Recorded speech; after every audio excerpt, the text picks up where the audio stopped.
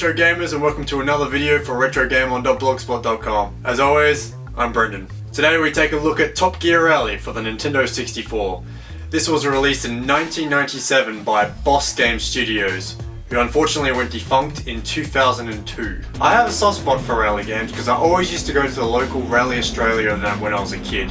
It's one of the pros of living in the bush. They literally raced in your backyard. This was basically why I was initially drawn to the game. Like most racing games, you have an outstanding choice of championship mode, arcade mode, and of course everyone's favourite mode that no one wants to play, time attack mode. Championship mode sees you racing against 19 other opponents throughout 6 different seasons. You earn different amounts of points depending on where you place in each race, and these unlock the new seasons. The idea of it all, according to the instruction manual, is that each season has worse weather, thus making the game harder. You also get upgraded cars as you progress, but only true race professionals can drive these babies. Arcade mode is what you would expect. You can pick the car, the track, the conditions, and then choose if you want to race against AI or a friend. Also, according to the instruction manual, it's a head-to-head competition at its purest form. Yeah! Time attack mode is also what you'd expect upon starting up this game.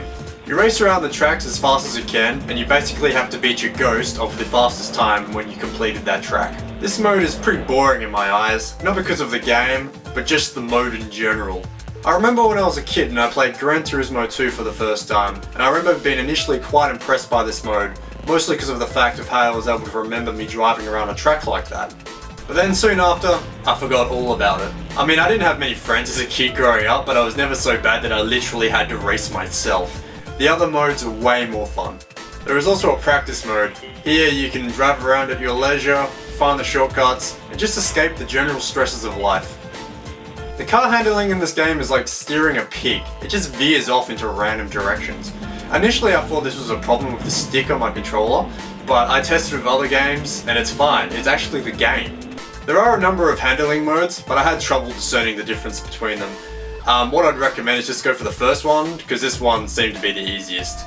Now obviously taking the easiest way isn't always the best route, but it makes the game the most playable. The car handling is game breaker number 1.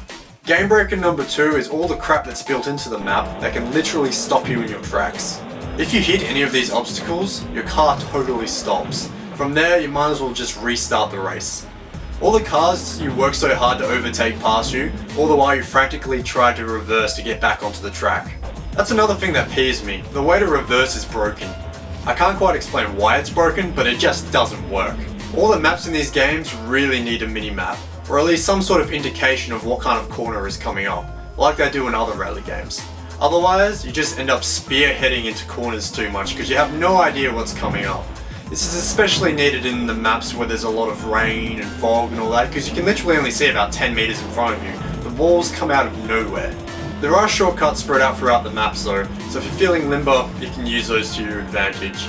Bluntly put, this game actually earns a point for encouraging cheating. One cool feature of this game is called the paint shop. In there you can customize your cars by painting them, adding designs, or writing on them. From there you can save your artistic masterpiece to a controller pack, and then race it in the various modes. I don't know if there was anything else like this back then, so kudos to them. It's a nice thing to have, but they probably should have put that development time into fixing everything else. I know that last review I hagged on the N64's ability to make graphics, and that it was more suited for cartoony-like games, but I'm actually quite impressed with the visuals in this game. Everything is quite clear-cut and smooth, especially the cars, which are very nicely modelled. Basically, smooth will always be the deciding factor in my books, whether it's acceptable or not. One of the highlights in this game is the water, and the nice looking effect it makes when you drive through it. The general colour palette can look a bit gloomy sometimes though, as if the windshield has fogged up. A bit of lighting variation would have been nice as well, but I don't know if the N64 would have been able to handle it. Like, the sunny setting is a bullcrap ideology because the game has no shadows.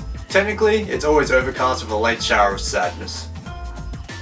So the game rated quite high at the time of release, scoring 8.4 out of 10 by IGN. I'm just not feeling it though. This game hasn't aged very well. It's just one of those games that makes you mad as you play it. And games are supposed to be about fun. Its redeeming qualities are the graphics and the paint shop, but the lighting is let down by the lighting system, and the paint shop, while swell, is ultimately just a gimmick at the end of the day. Well, that's all for today. Thank you so much for watching. Check out my blog here, and my Facebook page here. Also, if I tell you to subscribe, Will you actually do it?